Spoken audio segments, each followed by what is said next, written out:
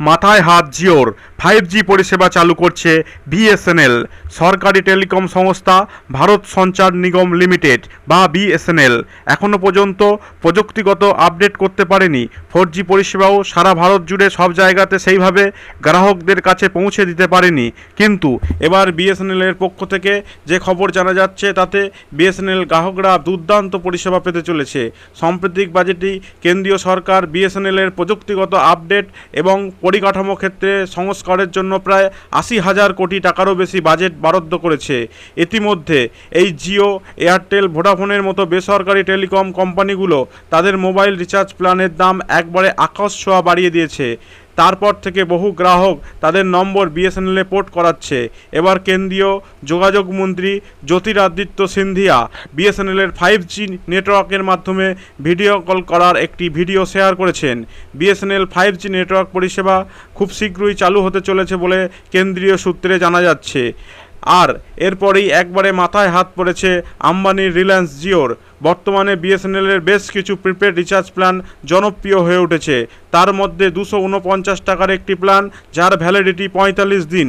এই প্ল্যানে আপনি 45 দিনের জন্য গ্রাহকেরা 2GB করে দৈনিক ডেটা ও আনলিমিটেড ভয়েস কলিং এবং প্রতিদিন 100টি করে SMS-এর সুবিধা পাবেন। ফলে জিও, এয়ারটেল, ভোডাফোন ছেড়ে লক্ষ লক্ষ গ্রাহক ইতিমধ্যেই তাদের মোবাইল নম্বর বিএসএনএলে পোর্ট করতে চলেছেন। আর এর মধ্যেই সুখবর দিলেন কেন্দ্রীয় যোগাযোগ মন্ত্রী জ্যোতিরাদিত্য সিন্ধিয়া। তার এক্স হ্যান্ডেলে একটি ভিডিও শেয়ার করে দেখিয়েছেন বিএসএনএল 5Gর মাধ্যমে ভিডিও কল করা যায়। বিএসএনএল এর 5G পরিষেবার এই ট্রায়াল ক্যাম্পাসে করা হয়েছে। ফলে আগামী দিনে সস্তায় জনপ্রিয় 5G নেটওয়ার্কের পরিষেবা পেতে চলেছে বিএসএনএল এর গ্রাহকরা।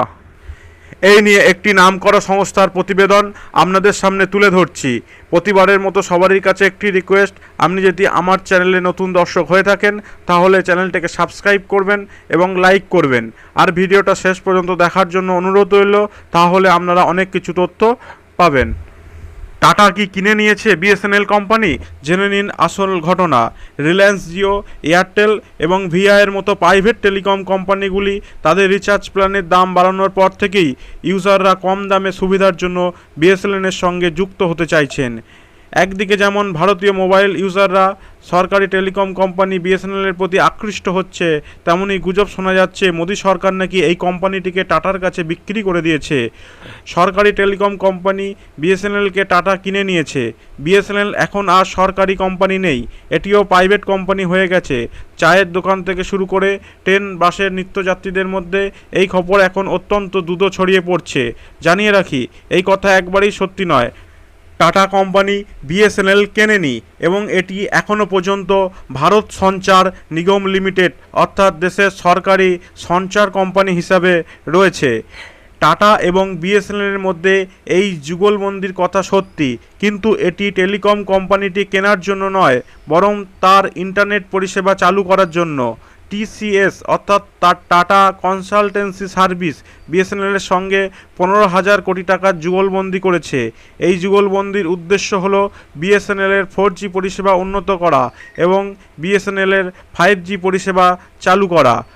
বিএসএনএলের সঙ্গে 15,000 কোটি টাকার ব্যবসা করার পাশাপাশি টিসিএস ভারতে ডেটা সেন্টার তৈরি করছে।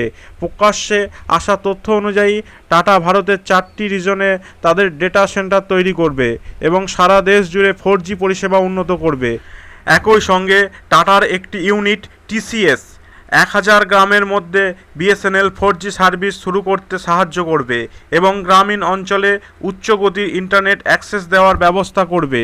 টাটা কনসালটেন্সি সার্ভিসের সঙ্গে এই যুগলবন্দির ফলে একদিকে যেমন বিএসএনএলের অবস্থার উন্নতি হবে এবং নেটওয়ার্ক এবং কভারেজ উন্নতি হবে, অন্যদিকে শক্তিশালী বিএসএনএল, রিলায়েন্স জিও এবং এয়ারটেলের মতো প্রাইভেট টেলিকম কোম্পানির জন্য সমস্যার কারণ হতে পারে। কোম্পানিগুলি ট্যারিফ প্ল্যানের দাম বাড়ানো এবং রিচার্জ প্ল্যানের দাম বাড়ানোর পর থেকেই ইউজাররা সস্তা প্ল্যান খুঁজছে। এই উন্নত বিএসএনএল পরিষেবা সাধারণ মানুষের জন্য একটি ভালো অপশান হতে পারে। সম্প্রতি সোশ্যাল মিডিয়া প্ল্যাটফর্মে বিএসএনএলের সাপোর্টে ট্রেন্ড চলছিল। সাধারণ মানুষ তাদের জিও, এয়ারটেল এবং ভিআইয়ের নাম্বারগুলি বিএসএনএলে পোর্ট করার ইচ্ছে জানিয়েছিল। একই সঙ্গে বয়কট জিও এবং অল আইজ অন বিএসএনএলের মতো হ্যাশট্যাগ ব্যবহার করা হয়েছিল। সমস্ত ইউজাররা যেমন প্রাইভেট কোম্পানিগুলির থেকে বিরক্ত, তেমনি বিএসএনএল সঙ্গে যুক্ত হতে চাইছেন। সরকারি কোম্পানির প্রতি ইউজাররা আগ্রহী হচ্ছে। তবে এখন বিএসএনএলের নেটওয়ার্ক কভারেজ শক্তিশালী এবং ইন্টারনেট পরিষেবা দ্রুত হওয়ার জন্য অপেক্ষা করা হচ্ছে।